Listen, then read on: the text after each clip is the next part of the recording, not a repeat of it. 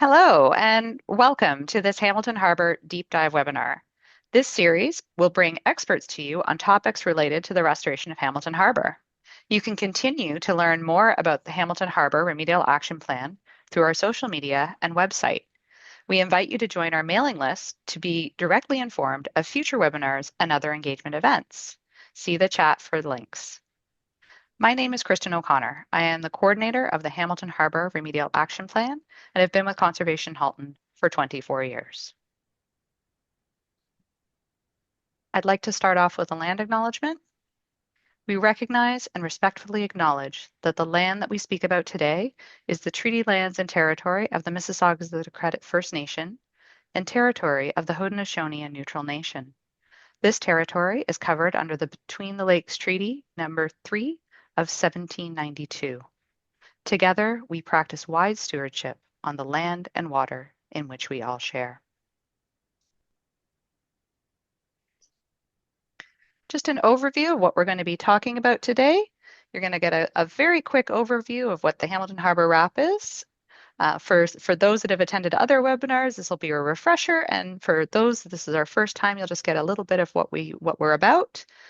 Then we're going to go into our feature presentation, have a chance for questions. We'll have a second presentation and a chance for more questions, and then we'll close things off.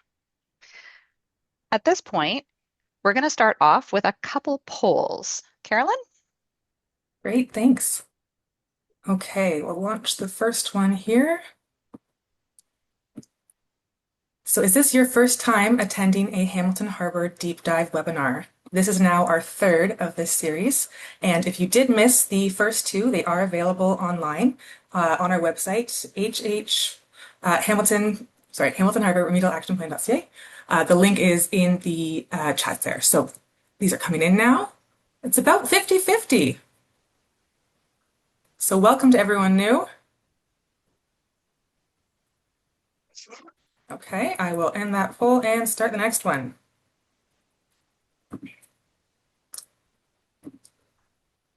How familiar are you with the Hamilton Harbour Remedial Action Plan?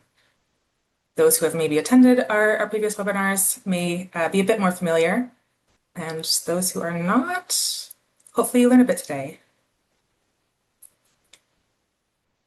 So we're seeing a pretty good split here, some very familiar, some somewhat, and a few not at all, and this one I'll share in just a second.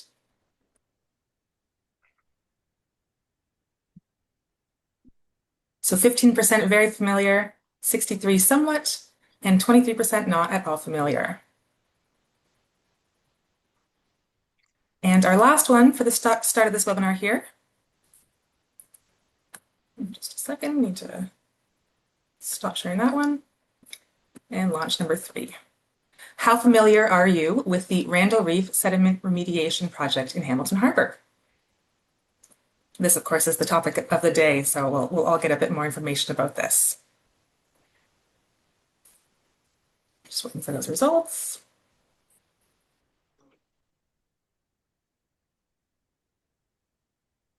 And a great split again. Okay, thank you everyone for participating. I'll share that result too. So 18% very familiar, 49% somewhat familiar, and 33% not at all familiar. So welcome everyone today. Hopefully we get to learn a lot. Okay, thank you so much, Carolyn. Just to do a couple housekeeping items, we are going to invite you to make use of the Q&A function, which you'll find at the bottom of your screen. We'll have time after each feature presentation to try to address your questions live or in text as we go along. Hopefully there are lots of great questions and insights. We will address those related to the present topic first and others if we have time. If we don't get to your question, please note we will be considering all questions and feedback to help inform future topics for this webinar series. A recording of today's session will be posted within a week. Over to you, Carolyn. Great.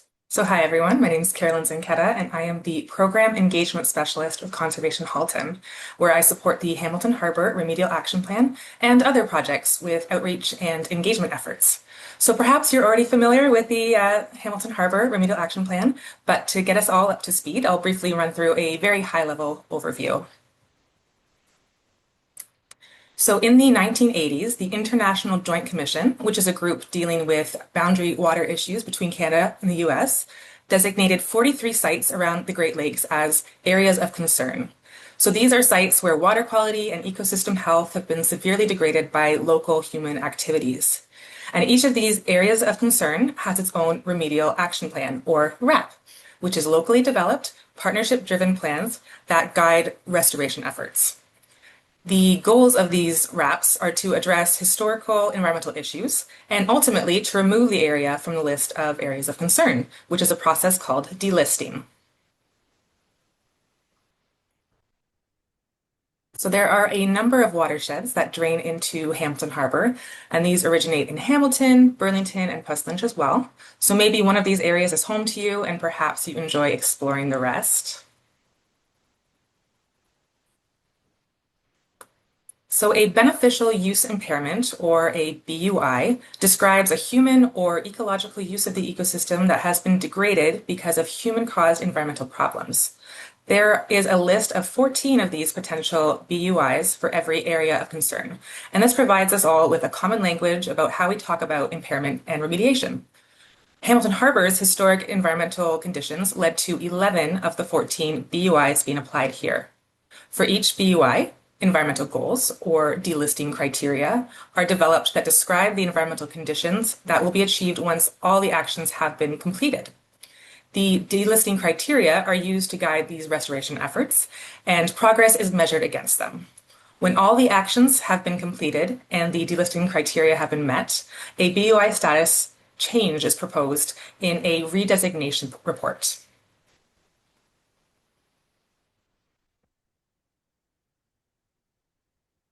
Now, these are just a few of the remedial actions that partners have been working on over the years that you might recognize. Today, of course, we'll be talking about Randle Reef, but perhaps you're familiar with the fishway between Cootes Paradise and the harbor, which was created to help manage carp populations in the marsh. Or perhaps you enjoy exploring Windermere Basin or watching the water bird colonies on the bird islands near the Skyway Bridge. Both of these sites help to improve habitat and support fish and wildlife populations. As well, recent upgrades to the Woodward wastewater treatment plant are part of Hamilton's Clean Harbor program and improve the performance and reliability of its treatment processes. So there have been a lot of really great remedial actions taken over the years. So if you're feeling inspired and would like to get some more information or maybe dive into the details, please visit our website for more info on all of the BUIs, those beneficial use impairments, and some key reports as well. And you can follow us on social media to stay up to date. And brand new this year, sign up for our mailing list where you can be the first to hear about upcoming webinars like this and information on status assessments. I'll pass it back to you, Kristen. Thank you so much, Carolyn. Okay, what you all came for. Roger Santiago is head of the Sediment Remediation Unit at the Canada Water Agency, formerly part of Environment and Climate Change Canada. Over the past 30 years, he has led the development and implementation of several sediment management strategies in Canadian Great Lakes areas of concern.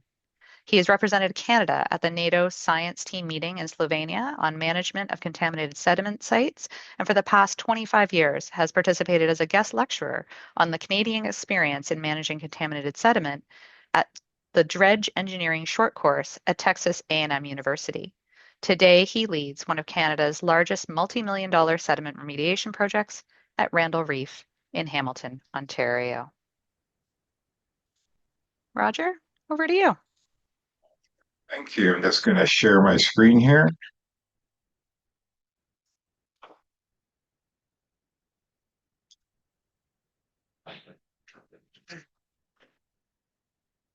Can you see my screen? Yep, looks great. Okay, great.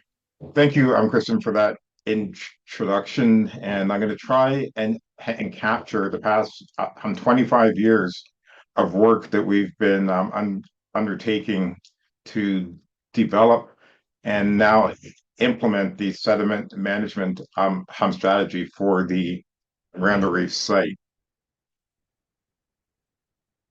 So going back in time, we have a picture of Hamilton Harbor here, showing the original shoreline going back to the early 1800s. And what you see here is all of the infilling activities that have taken place over that time. And the Randle Reef site, as you'll see in the next shots, is situated in this location here. The next shot will show the historic shoreline in this location. As you can see here, what that natural shoreline looked like.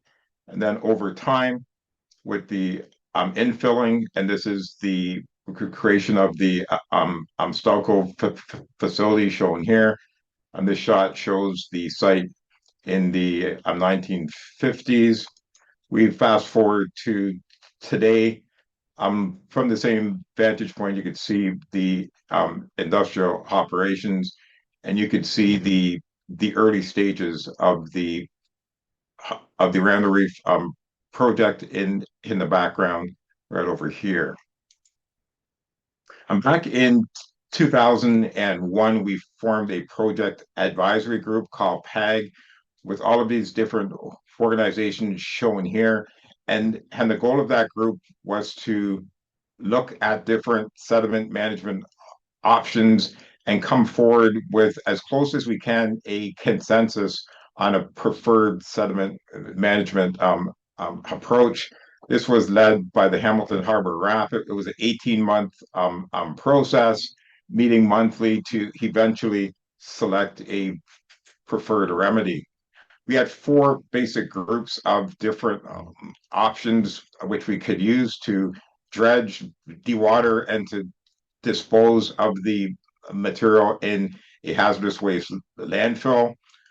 You could dredge, dewater, and treat the sediment down to a level that it could be disposed of in a industrial landfill.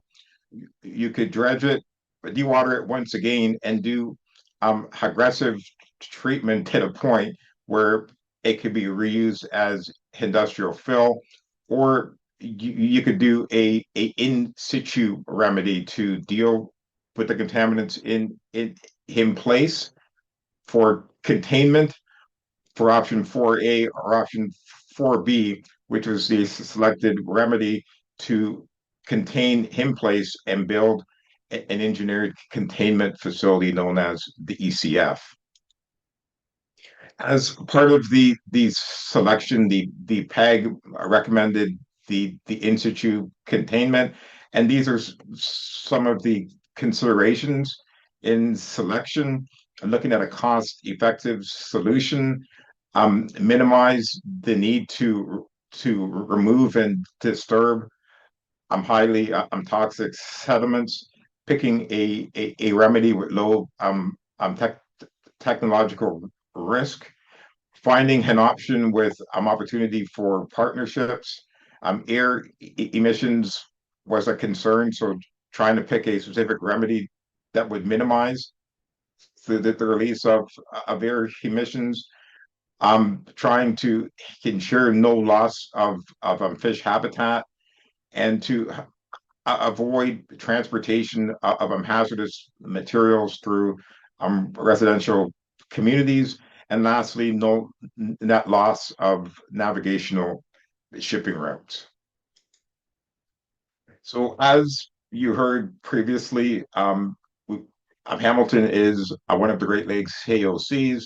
Remediating the contaminated sediments will contribute to several BUIs to eliminate those and to advance the movement of this AOC towards delisting. When this work was undertaken, this was one of the largest sediment sites on the Great Lakes, and the largest sediment cleanup at the time in all of Canada. The environment and climate change, Canada, we enforce the polluter pay principle for when we find contamination and we can link it back to a specific entity. We have a process in place to pursue them to force cleanup action. In this particular site, the contamination goes back to the late 1800s. Lots of the industries around at that time that caused this contamination are no longer there.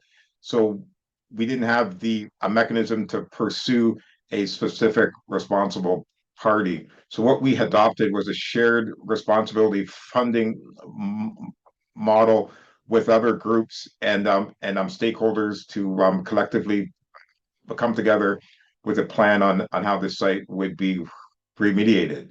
The Canada Water Agency, we serve as the project lead for this cleanup, and all of our procurement for all the various contracts go through public services and procurement Canada. So this is the actual location of the Randle Reef site. And in some of the previous pictures, we're looking at a vantage point looking in this direction.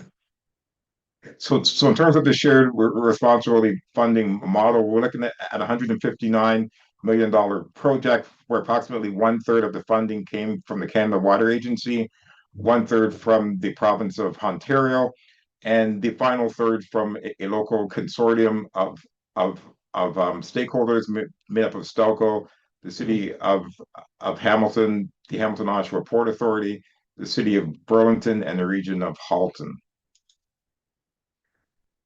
This project basically has three stages. In stage one, we built the containment facility.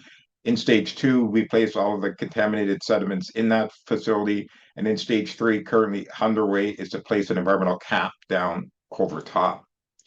When we look at some of the more specific project components, in stage one, the engineered containment facility was built over top of the most highly contaminated sediments. And in place, we contain approximately 140,000 cubic meters of contaminated sediment. In stage two, mainly through hydraulic means, we dredged about 450,000 cubic meters and placed it in the facility. There was thin layer capping of marginally impacted sediments, which weren't placed in the HCF. A thin layer of sand was placed over top of those sediments, and we placed a isolation cap in the Stelco channel shown over here, and collectively we managed 615,000 cubic meters of contaminated sediment. When you look at that specific volume, if you imagine a sporting arena, if you were to fill that facility twice, that's the volume of sediment been managed throughout this project. When you look at the size of the HCF shown here through this artist rendering, it's 6.2 hectares, and that's approximately 7.5 Canadian football fields in size. The actual HCF is a double sheet pile wall facility where the outer wall is driven into the native till. The inner wall is a sealed environmental wall driven into clay. So you have sealed interlocks to prevent lateral movement, and then it's keyed into clay at the bottom, so there's no movement underneath. Then in stage three, we place an environmental cap over top. This interesting shot here is from 2017, where we had extreme high lake levels, and you could see the levels almost overtop the outer wall. For about a 3-month period, we had to suspend construction activities, waiting for the lake levels to recede to complete some of our construction work on the actual HCF. The steel provided for this project was provided by Stelco as their contribution to the project. The inner wall steel, the raw steel came from Nanticoke, Ontario. It was processed in Cambridge, Ontario, and sent to the Hamilton Harbor site. The the steel for the outer wall was sent from Nanticoke down to Iuka, Mississippi, where it was processed and sent back up through Lake Michigan, all the way through the Great Lakes systems back to Hamilton Harbor. There were only 3 facilities on the eastern coast of North America that could make the steel length required for this facility. Iuka was one of those sites. All of those 3 locations were all in the U.S. and Stelco selected Iuka for the fabrication of that steel. When you look at the fabrication of the steel in Iuka, the coils were fabricated in Nanticoke as shown here. Those steel coil rods were then shipped down to Iuka. Here's the processing plant here where the steel sheet piles were made. There were fitter plates that were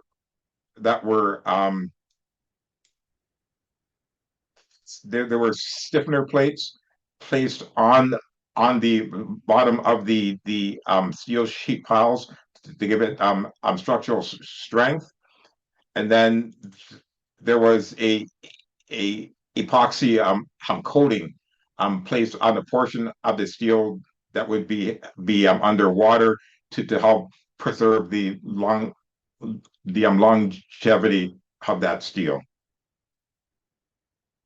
So we started in 2016. We built the outer wall shown here.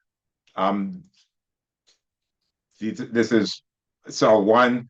Cell 2 was constructed over here. Prior to the start of work, this wall had to be replaced. This was an old timber wall that was next to our dredge area, and the fear that was that if you dredge these sediments adjacent to this timber wall, that it could undermine the wall, as you would have to dig down deep below the water level to remove all of the contaminations. This had to be done at advance. And what we see on the right hand side here is the steel sheet piles being implemented. Each steel piece had to be placed inside of the adjacent one, and then I'm guided down to its design elevation. We then use this vibratory hammer to get it down to close to the final depth. If the final depth wasn't achieved, we use this impact hammer shown here to get it down to the final depth. So this was the process that was used to get all of the steel sheet piles down to their final elevation. Once these were all in place, we had to create a clean corridor between the outer wall and the inner wall. So a mechanical dredge was used to remove all of the contamination. There was a small portion of clay which also had to be removed, and all this material was placed in the actual ECF. So here you see a nice overhead of the various activities. We had temporary bracing between both walls to keep them in place while we would dredge and place the dredge material in the ECF. And this was followed by quarry stone shown here. The quarry stone was used to provide the structural integrity between the inner wall and and the outer wall. So here you can see the quarry stone placement. Um, I'm I'm starting here. It's starting to get filled up at this point, and it's at its final elevation in this picture here. What you see here are casings for monitoring wells. Monitoring wells were placed between the outer wall and the inner wall. They were spaced 50 meters from one another. That was part of our long-term monitoring to detect if there's any movement of contamination from between our inner wall, trying to make its way out through the outer wall shown here. So here's a close-up of the casings during stage one. And in stage three, the actual monitoring wells will be put into each of the casing locations. While we were building the facility, we had to ensure that no fish were captured. So there was a fish recovery program. There were 99 live fish which were caught and then placed and released within Hamilton Harbor. This shot here is the near completion of the HCF shown in October 2017. You can see what the facility looked like at this time. Before we could complete the actual HCF, we had to make sure that we had the integrity of the facilities secured so that we wouldn't have any movement of contaminants. So we pumped down the water on the inside of the HCF. A dye was injected in the gap, and if you were to see it on the inside, that would show proof that this wasn't completely sealed. If we did find that there was dye or tracer found on the inside, we would have to find those specific locations, have them sealed, and then run this test over again with a different tracer.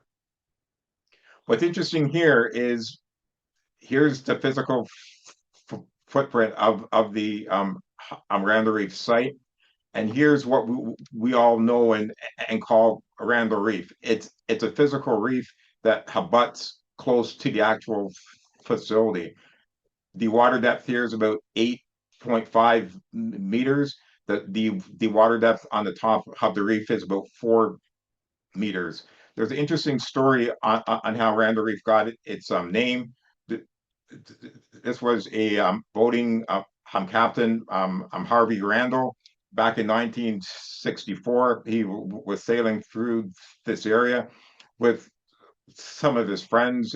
It was a windy day, and his boat got pushed over and got stuck on this reef here, and that was the name that was given by his friends. They called it Randle Reef, and that's how this name stuck. That's how we got the actual name today. So this is a bathymetric survey showing the different elevations. These are the deeper areas here shown in blue. And what's interesting is this looks like the remnants of an old river valley flowing through Hamilton Harbor here.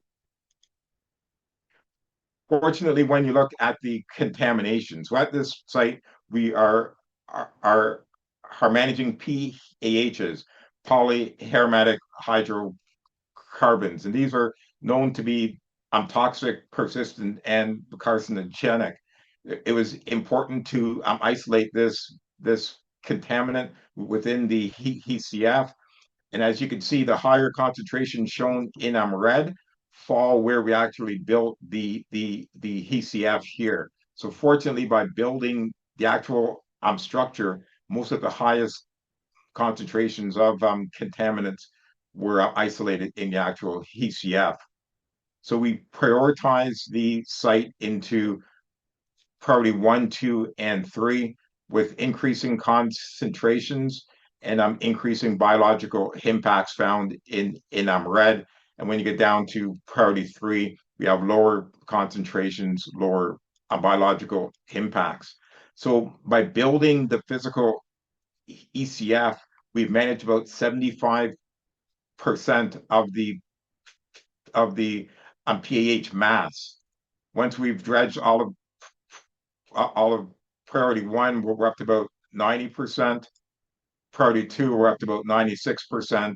And then finally, priority 3 is how we get up to 100%. This is the dredge that was used in stage 2. It's a cutter suction dredge, as shown here. This is another interesting shot of high water levels. This is 2019 now. And as you can see, the outer wall is almost completely underwater at this point. Fortunately, these high lake levels didn't have any impact on our dredging operations, but just interesting just to show how things change with increasing lake levels. So here we see the actual cutters suction dredge. The operator uses a joystick-like controller to navigate the dredge head to move and swing back and forth to remove the targeted sediment. So we would dredge and discharge into this cell. As you can see, it's more turbid. And as you'll see in the next shot, we'll take the effluent from this side and to pump it over to the water treatment plant. So what we would do is maintain a 1 meter differential between the height of the sediment in here and in this cell. So we go back and forth between cells, making sure that that 1 meter differential was always maintained so that we wouldn't cause any adverse impacts or stress to the ECF while it was being built. So now what we see is from the dredge, from the cutter suction head as shown here, the sediment is entrained. It travels through the pipeline up into the actual ECF. We have a diffuser on the end, which moves back and forth so that we can evenly distribute these sediments throughout DCF so it doesn't all pile into one location. We'll then take the decant water from the opposite side of where we're discharging and pump that into the water treatment facility. It's a 3-stage facility where the first stage we remove the suspended material.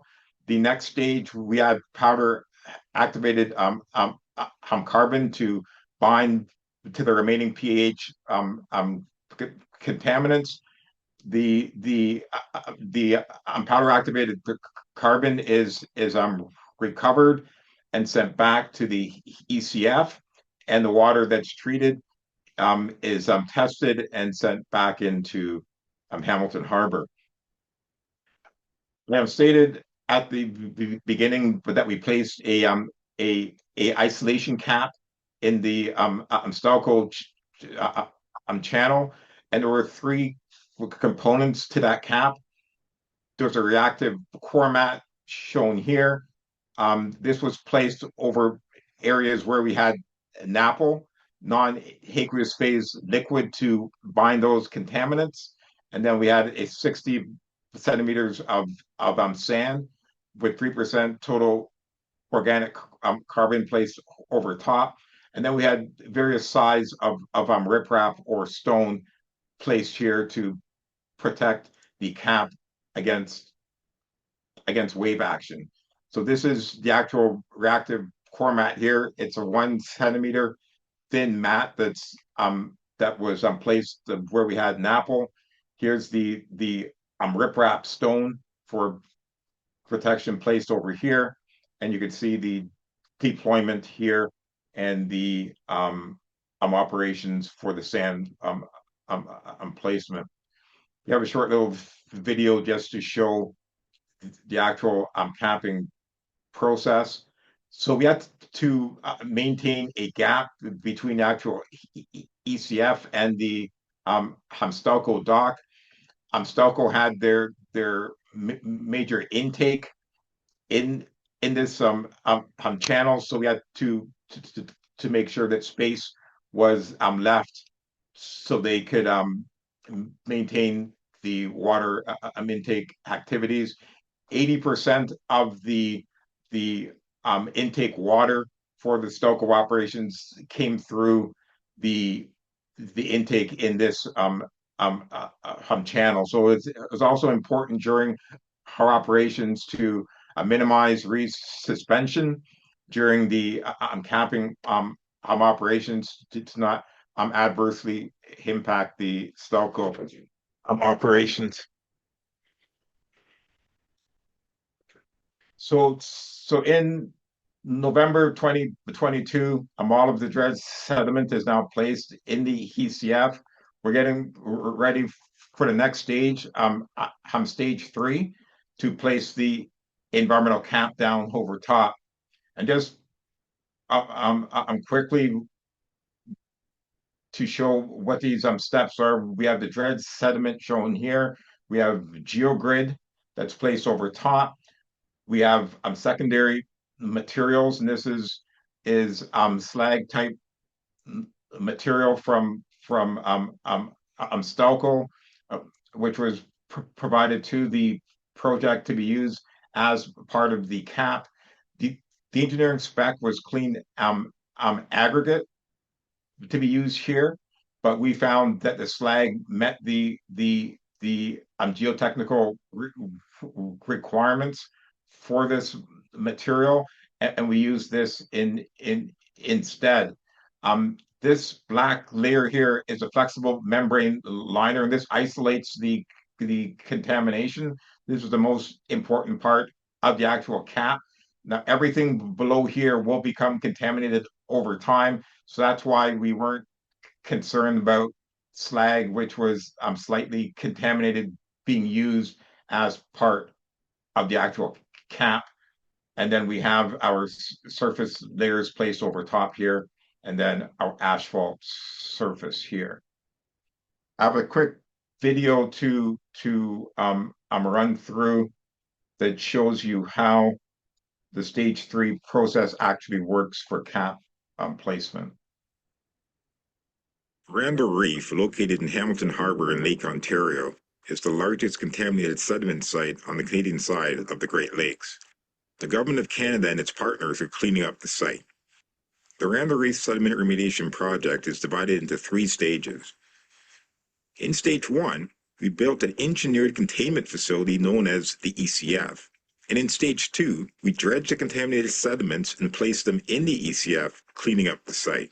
In Stage 3, an environmental cap is installed over the ECF to isolate and compress the contaminated sediment. In this stage, we first place a geotextile liner on top of the dredged sediment. This is covered with a thin layer of secondary material, which is a byproduct of steel making, providing a stable base to build on. Next, we add drainage stone over the secondary material to help remove water from the sediment. To monitor sediment compression during construction, we install settlement plates throughout the ECF. These plates help us to measure changes in elevation over time.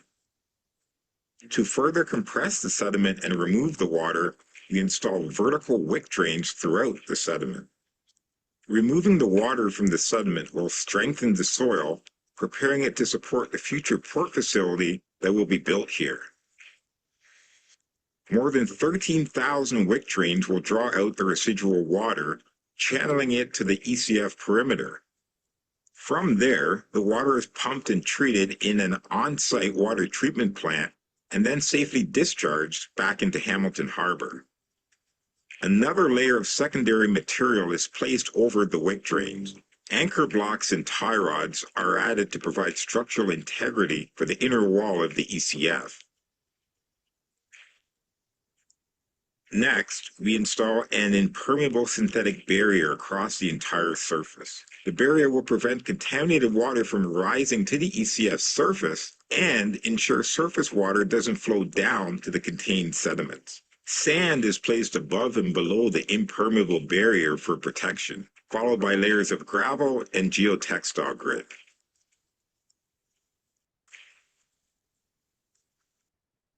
We temporarily add 150,000 tons of gravel to help compress the sediment and push the remaining water through the wick drains for collection and treatment. We leave the gravel in place for about 6 months before removing it. Next, we install a drainage system around the perimeter to collect and treat any future stormwater before it flows back into the harbor. Finally, the surface of the ECF is then paved, completing the transition of this contaminated area to a useful port space for the Hamilton-Oshawa Port Authority.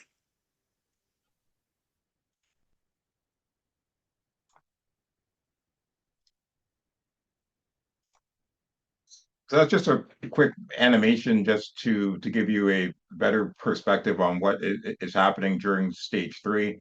So this is the geograde textile shown here. The secondary material is being placed over top. As you can see in this side here, where we have the dread sediment, vegetation has already started to grow throughout the entire site. So all this vegetation would have to be removed before the textile can be placed down. So now we have the site covered with secondary material. So now we have the drainage stone is placed over top. You can see the wick drains being placed throughout the entire site here. Geotextile is starting to go down on top of the wick drains. Once the drainage stone is in place, more secondary material is then placed over top, as shown here. The site then sits for about 2 to 3 months to allow the site to consolidate under self-weight. So we fast forward to about July and we start to put in place the anchor blocks and tie rods shown here. Here's the physical anchor block and the tie rod, which goes back to the inner wall to provide the structural integrity to the ECF. Here you can see the complexity of all of the tie rods and anchor blocks. There's 340 placed every 2.5 meters right around the site, and it gets complicated in the corners as shown here, as the north south shown in green, and then the east west are placed over top. So we fast forward to August, and you can see we're starting to cover over most of the anchor blocks at that time. Next, we have the flexible membrane liner as shown here. As stated before, this is the most important component of the actual cap to make sure that all the contamination remains below this layer. You can see a close-up of what this material looks like. It's spread throughout the site. You have a bobcat that goes back and forth, putting them side by side with a 1 meter overlap, and then we have to seal all of those the liners in place so that there's no pathways for migration, and then we have to seal it into the actual inner wall as shown here. So now all this work is completed. The entire site is now covered over with sand, and now we're ready for the preload. And that's what you heard previously, is 150,000 tons of gravel placed on top of the site, left in place for 6 to 9 months to consolidate and press the site to give it strength for the future use as a port facility. So this vessel brought in all of the gravel and was laid on site through this conveyor type system as shown here. Once it was all on site, it was spread evenly throughout the site as shown in this shot. And then we would take half of the material here and then to flip it over. So we had 3 meters of fill on this northern portion. Once we've met our consolidation requirements, and we flip this and put it on the south side. Once that's completed, all of the preload material is then removed. And what's left to do afterwards is to build a concrete parapet wall over the outer face of the MECF facility. So this is a shot of what we did in 2015 when we replaced that wall. So this is what we'll do as our next stage. We have bollards here, pipe rails, fenders. All of the infrastructure for a port facility will all be built.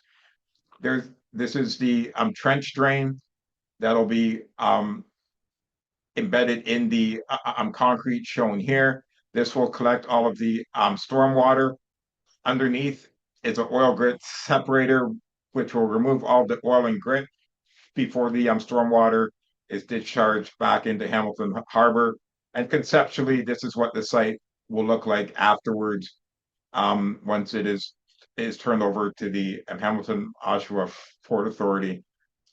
Just a couple more slides. We have some slides on environmental monitoring.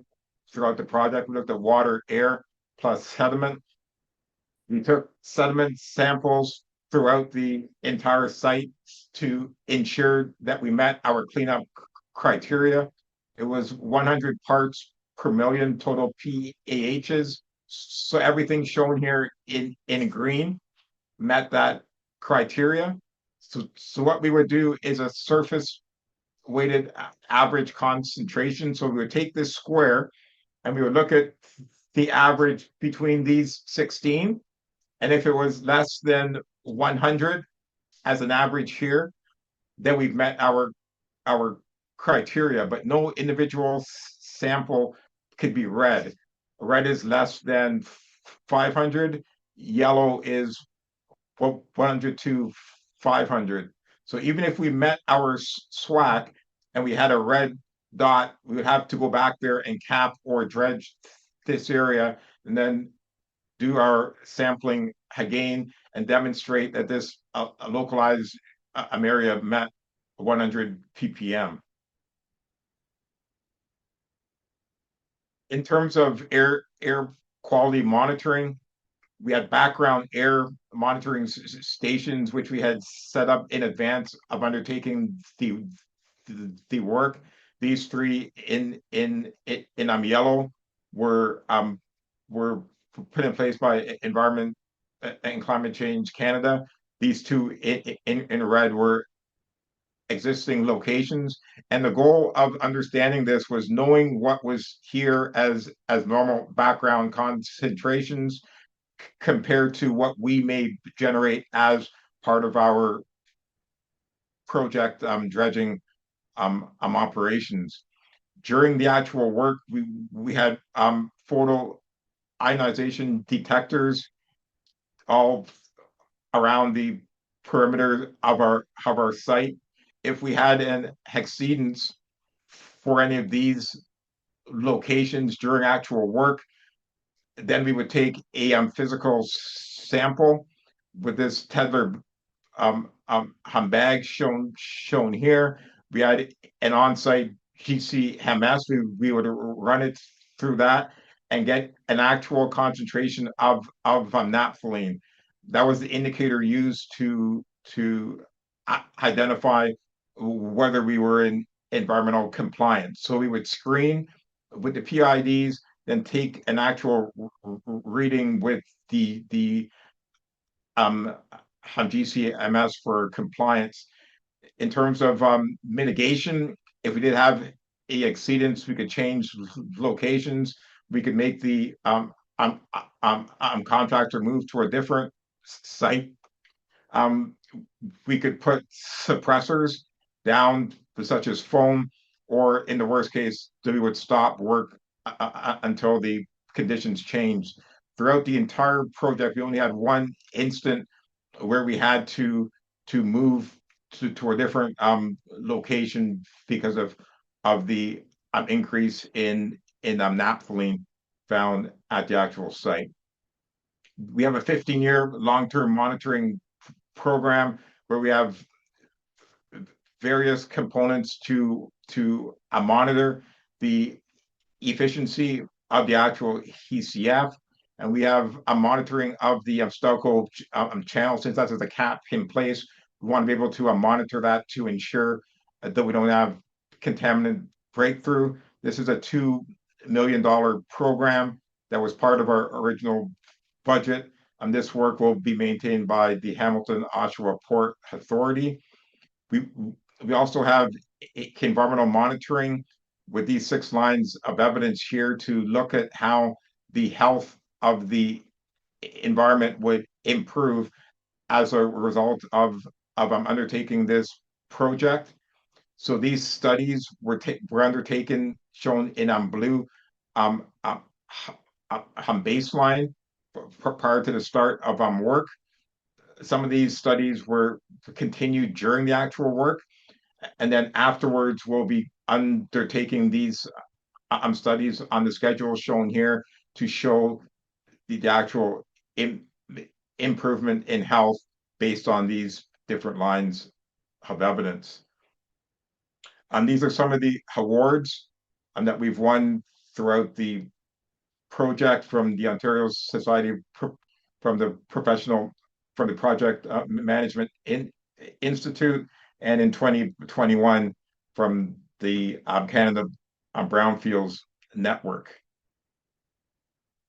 We have a Randle Reef Community Liaison Committee formed in 2015 of 30 different stakeholder groups. So we would meet, whether it's face to face, on site, online, to give updates to this group on what is happening with the project, to hear their concerns, any issues.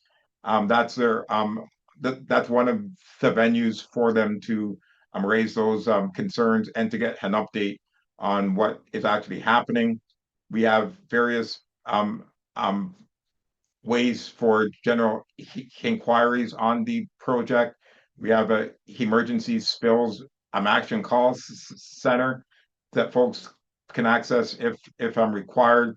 We have different locations here where you can get information and updates on what is happening with the project.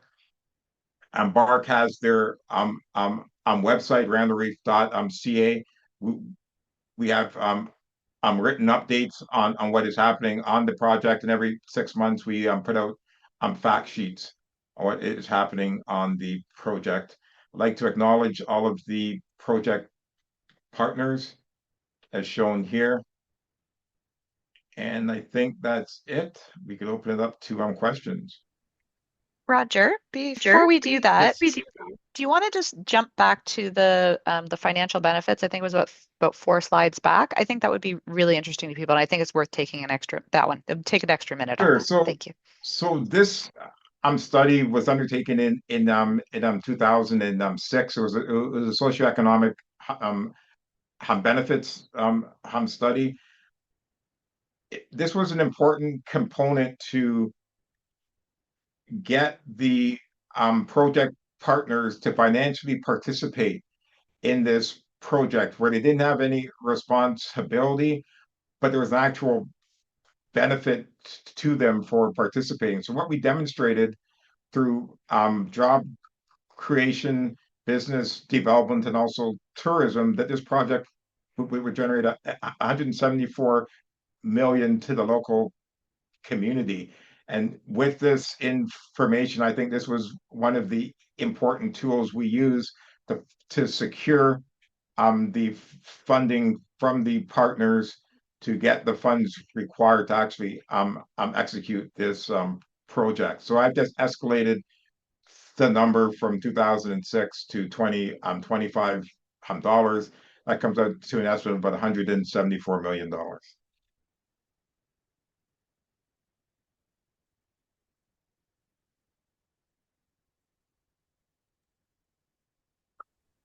Any Wonderful. question? Wonderful, Roger. It's just fascinating. Just for me every time as well, the magnitude of this project, from the volume of sediment to the amount of steel and the monitoring and everything. So thank you very much for the presentation.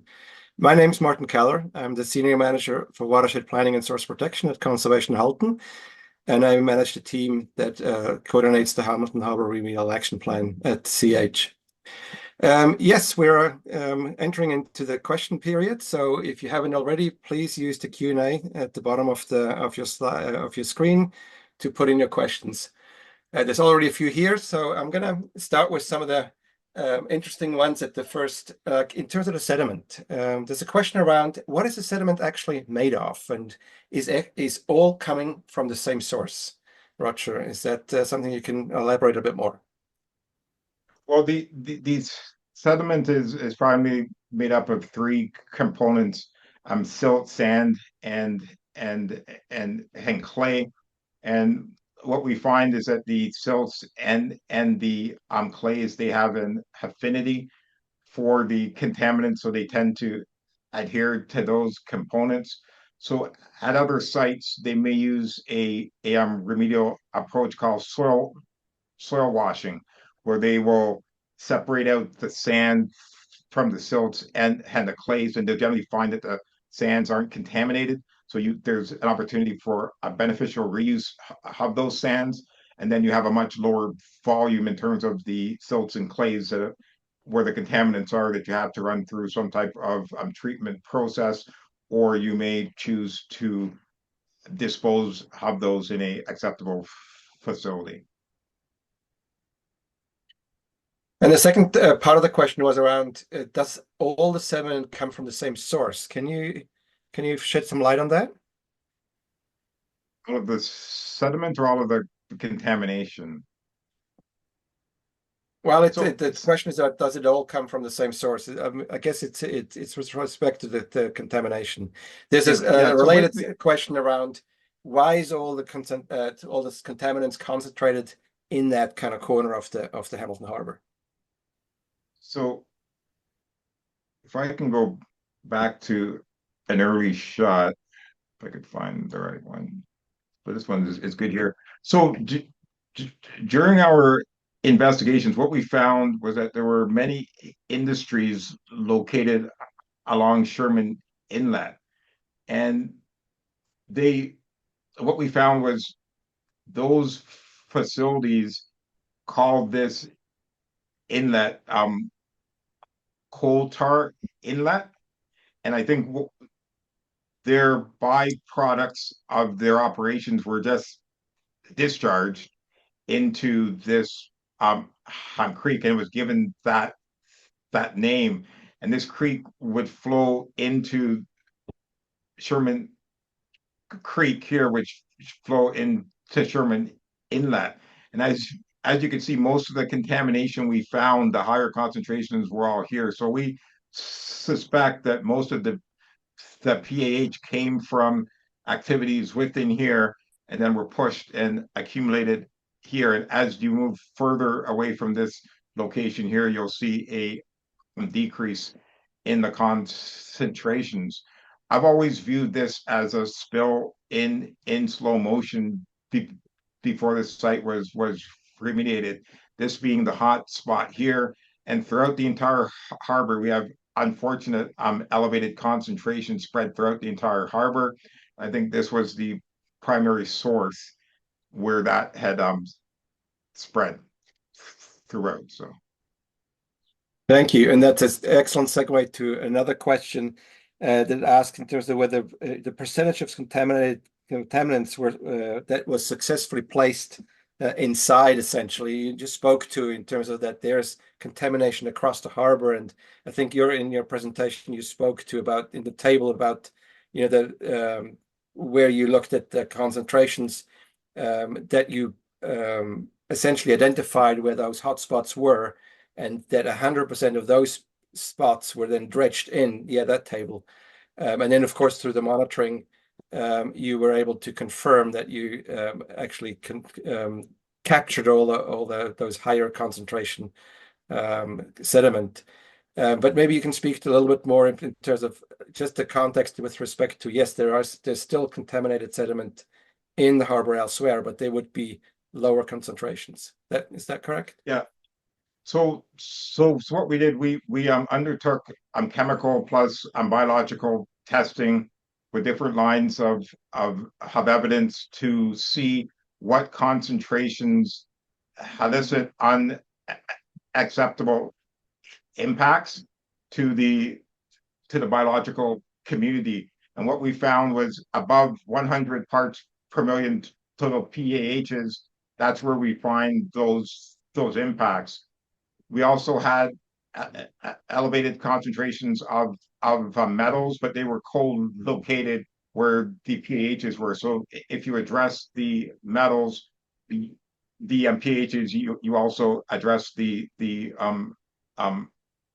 metals. The average pH concentration throughout the harbor is around 40 ppm. So our localized area, that hotspot source, will no longer be contributing to that spread. So we expect over time the overall average concentration in the harbor to decrease. Excellent, thank you. There's also another question around what will happen to any further contaminated material that finds its way into Hamilton Harbor? Well, I think we've dealt with the contamination that's existing there, the legacy contamination. There's a lot of industries throughout the area. They are regulated by the Ministry of Environment, Conservation, and Parks. So they have a regulatory framework for water discharge, for air releases. So they have to demonstrate environmental compliance to ensure that there aren't adverse releases that can make its way into the waterways, or if it's through air, contribute to any atmospheric impacts. Mm-hmm. And I think that's another question that you just answered as well, in terms of what is being done to stop contamination occurring in 2025. So essentially through regulation by existing governments that will, the regulations essentially have changed. We're not in the 1800s anymore. And so those kind of contaminations won't happen today. I'm going to move on to another kind of topic in terms of this question around steel. I think there was a question around what Stelco's producing or contributing. I think you answered that throughout the presentation with regards to that the steel for this whole facility has been contributed and provided through by Stelco. There's also a question around what's the expected lifetime of the steel walls? Can you speak to that? Yeah, so the engineering design for this ECF, it's 200 years. That's the engineer's calculation for this facility. This steel will not last 200 years. When you look at historically, steel walls, you'll get anywhere between 50 to 100 years based on the quality of the steel being used and the environmental conditions. So if you can imagine, between 50 and 100 years, these steel pile walls will have to be replaced with something else in order to contain these sediments. If it was like 5 years from now, you would probably use that same steel wall type facility and step out and build another wall to contain what's there. But 50 to 100 years from now, whatever the technology is of that day, that they would use to deal with that. There may be ways to remove your cap if the technology is there to have an efficient way to treat what's there. So there's lots of different technologies in the future which may develop to deal with that, but essentially within 50 to 100 years, this steel wall will have to be replaced in some type of fashion. Okay, very good. Thank you. This just going through some of the other questions. There's one around the Hamilton Port Authority. I'll leave that for the next presentation, and we'll get to an answer later on. There's a few people who have really commended you for the presentation and the great insights and information that has been provided. So thank you. There's a comment around, glad this is being done, but it does feel like the culprits, the steel plants, haven't stepped up as much as the taxpayers that are affected, the victims. I think you spoke to that in terms of that it's really hard to, with the history of the harbor with regards to enforcing a polluter's pay principle, and that this was really what you talked about, the shared responsibility model was really the way forward in terms of getting things done. There's a specific question around how will this over time assist with the rehabilitation of Sherman Inlet? Can you speak a little bit about that? Sherman, and we'll leave that to the Hamilton Oshawa Port Authority to talk about that. Yeah, excellent. So let's let's take that. Our work was just in the harbor proper. Okay. So yeah. And the second one there as well, I'll leave that for later on. A question around the revenues gained will make this a near revenue neutral kind of project. I think that's something to for later on. We've done that. There's a question around the stakeholder groups on the CLC, meaning the Community Liaison Committee. How do members of the public take part in the CLC meetings, and where can we find relevant information? Is that something you can speak to, or maybe Kristen, you can speak to that?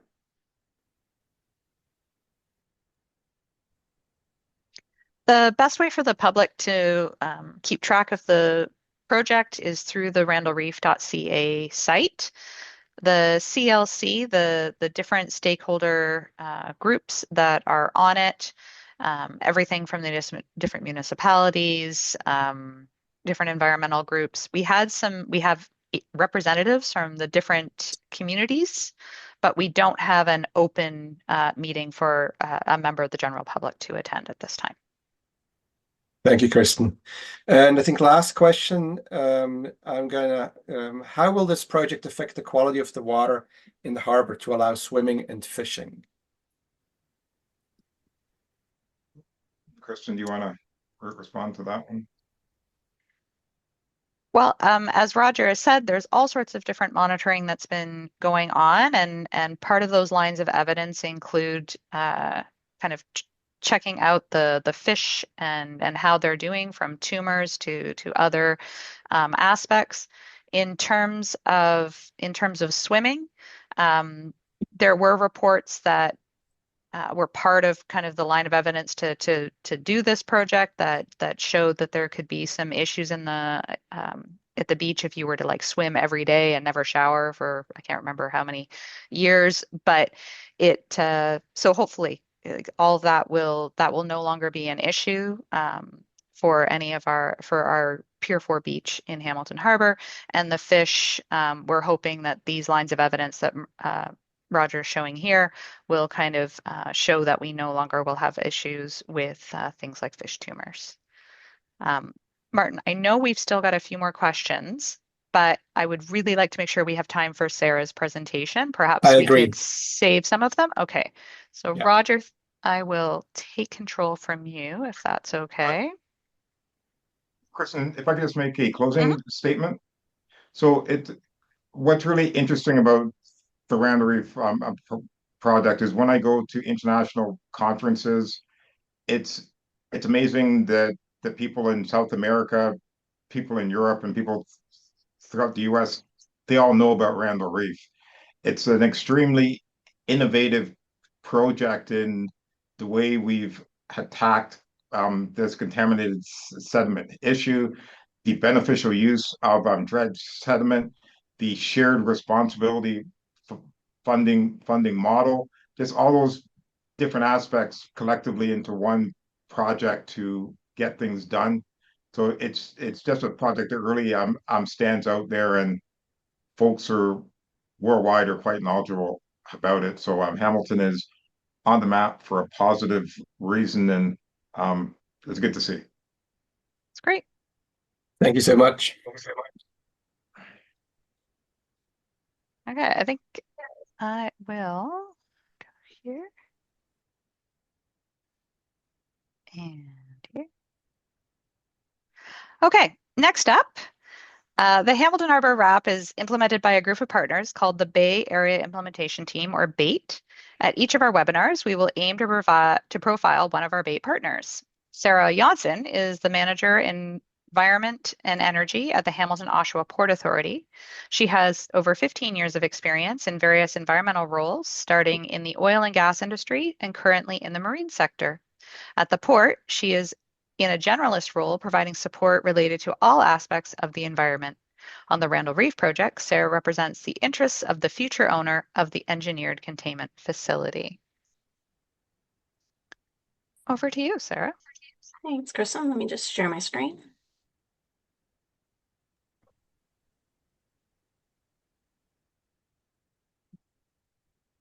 All right.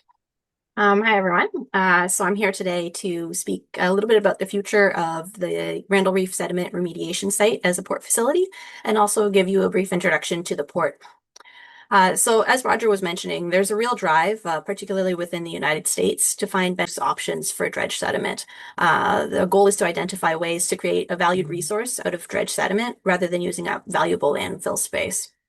So this project is a great example of a beneficial reuse project that effectively manages the environmental concerns while also creating valuable employment lands. I'll start off with a brief overview of the port. So Hamilton-Oshawa Port Authority, or HOPA as we refer to it, is one of 17 Canadian port authorities in Canada. CPAs are federally incorporated, autonomous, non-share corporations that operate at arm's length from the federal government. Ports do not receive any taxpayer money. Rather, revenue is generated through land leases and harbor dues. Funds are then reinvested into facilities to grow more business. HOPA's mandate is to facilitate trade for the benefit of the Canadian economy. HOPA is the largest port on the Canadian side of the Great Lakes, with locations in Hamilton, Oshawa, and along the Welland Canal. Over 10 million tons of cargo moves through the port annually from over 700 vessels. HOPA is a landlord port, meaning that the port manages the land and marine infrastructure, while the cargo movement is actually handled by tenants. So this map shows HOPA-owned lands in Hamilton in orange. In addition to the HOPA-owned docks, vessels also call at private docks servicing the steel industry. HOPA's harbor master acts like an air traffic controller for vessels, directing vessel traffic within the harbor. So our harbor master will indicate when the dock is free and the vessel can go to the dock, or when it must go to the anchoring area. Post 9/11, security measures for marine terminals were enhanced across North America. As facilities are now behind security gates, I wanted to take this opportunity to share some of the photos of the port's working waterfront. So the first photo here is of vessels in the Wentworth Street slip. So if you're familiar with Hamilton, you know where Wentworth Street is, keep going north, and this is where that slip is. While there are many types of cargo vessels that call on HOPA, we do receive a lot of dry bulk vessels like those shown in the photo. The red flaps at the top of the vessel open up to reveal the cargo hold below. And while you can see the 3 vessels in the photo all have cranes, some bulk vessels do not and rely on shore-based equipment to transload their cargo. HOPA is within something called the St. Lawrence Seaway System, which is a series of locks that limit the size of vessels that can pass through. Vessels reaching the Port of Hamilton, such as these ones, these are relatively large, can be up to 225 meters in length, or about 2 football fields. And while these are very large, they would still be dwarfed by some of the container ships that are doing the ocean crossings. To give you another perspective on the size of these vessels, in terms of volume, one Great Lakes vessel can carry as much cargo as 301 rail cars or 963 trucks. Cargo vessels also offer the least carbon-intensive mode of transportation per ton of cargo moved and reduce congestion on busy roads and rail lines. This photo provides a closer view of grain being loaded into one of the cargo holds. Agri-food is the second largest commodity moving through the port behind steel products. The port plays a key role in Ontario grain reaching export markets. And if you look closely at the photo at the bottom, you can check out the size of the worker inspecting the operation. It really gives you a feel for how big these cargo holds are. Beyond dry bulk cargo, the Port of Hamilton also receives other types of cargo, including liquid bulk, break bulk, and project cargo. Project cargo consists of one-off specialized equipment that is often too big to travel by other means. So in this picture, you can see wind turbine blades being offloaded from a vessel. This is some of the most interesting cargo to watch being offloaded. You never know what's going to come. And finally, this photo shows a vessel in dry dock for repairs at Ontario shipyards. So Ontario shipyards will submerge the dry dock so that the vessel can maneuver into place and then float the dry dock in order to complete the repairs. One of the more unique vessels they've had in recent years was the SS Keewatin. So this was a Titanic era passenger liner, and it's currently part of the Great Lake Museum up in Kingston.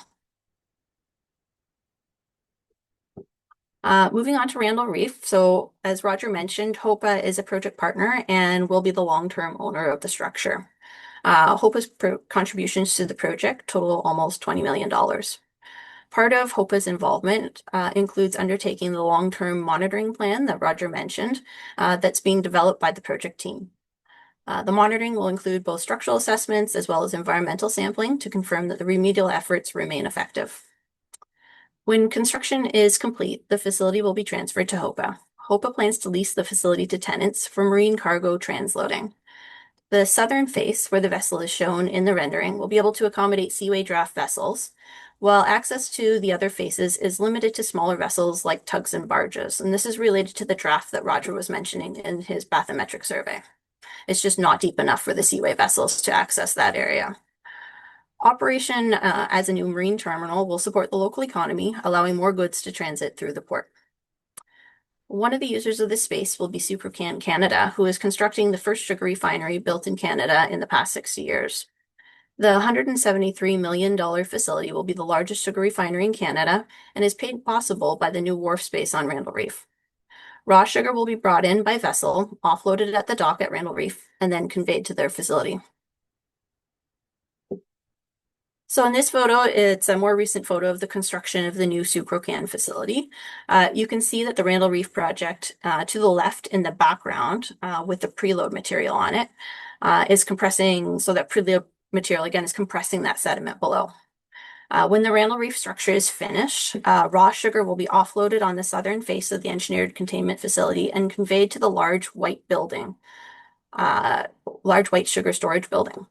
From there, the sugar will be conveyed across the street to the tall gray building that will house the sugar refinery. The refined sugar will then be delivered to customers by truck and rail. And so access to marine, truck, and rail transportation networks is really key for many of HOPA's tenants. The creation of the dock space was an important consideration in siting this new sugar refinery at its current location. The Randle Reef Engineered Containment Facility is a great example of a remedial solution that meets its environmental goals while also contributing to the future economic productivity of the area. And HOPA is proud to be a partner of this landmark project. And with that, I guess we have a few minutes left for questions.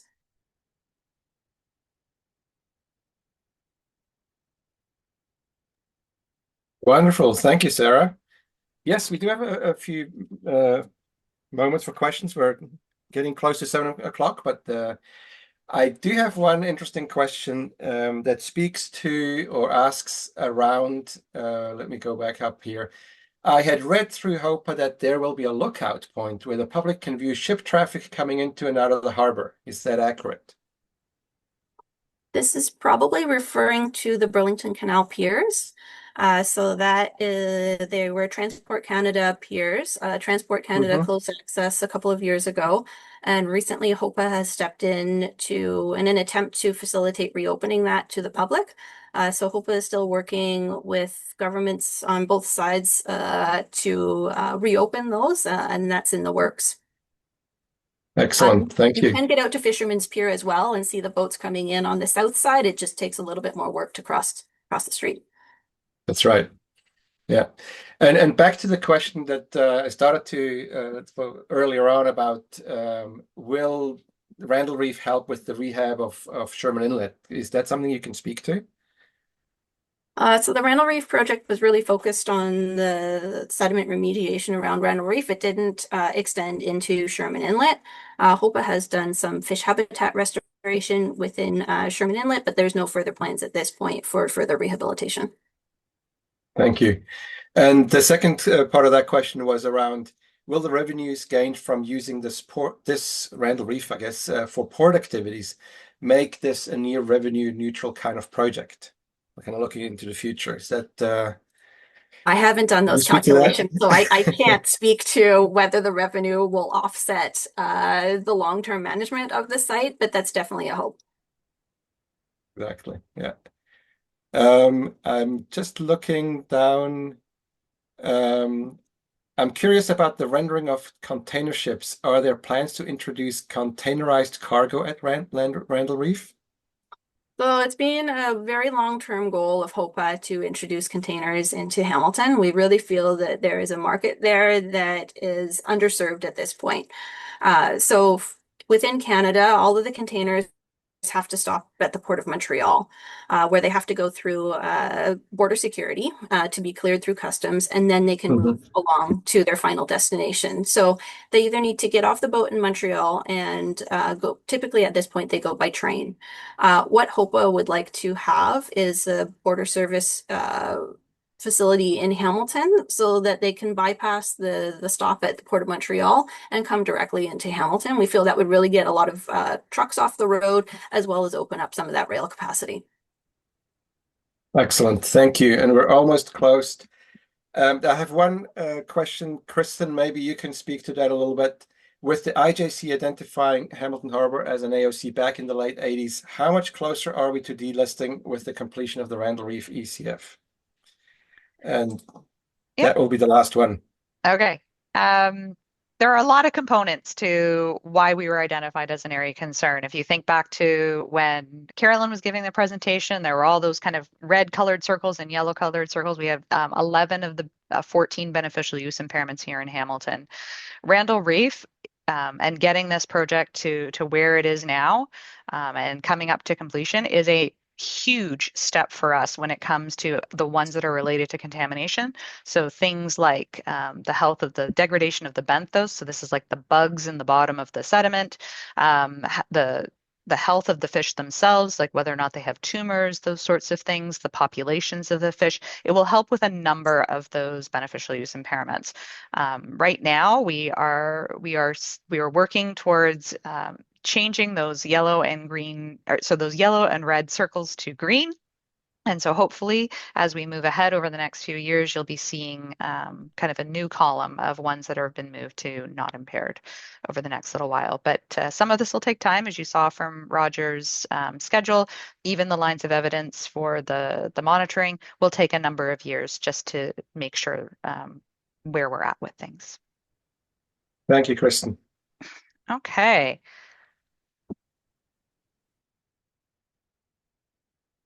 We have come almost to the end, but please don't leave because we do still have 2 more polls. And I think Carolyn will pop it up as I'm doing some of this last minute talking. You'll notice there are 2 short answer questions. We're going to leave it up for the kind of the next 5 or 6 minutes. So please feel free to take your time. There's no rush. Thank you so much for joining us for our deep dive webinar series. You can continue to learn more about Hamilton Harbour RAP through our social media and website. Sign up for our brand new mailing list to be directly informed of future webinars and other engagement events. A recording of today's session will be posted within a week. And you'll see here, our next deep dive is targeted for autumn 2025. And thank you again to both of our presenters, Sara and Roger, for taking time out of your evening to come and speak to us. And thanks to my coworkers, Carolyn and Martin, for their assistance as well. So we will leave the poll up for people. Once you've completed your poll questions, you are welcome to head out, but we'll leave it up for the next few minutes. Thank you so much. Thank you, Kristen.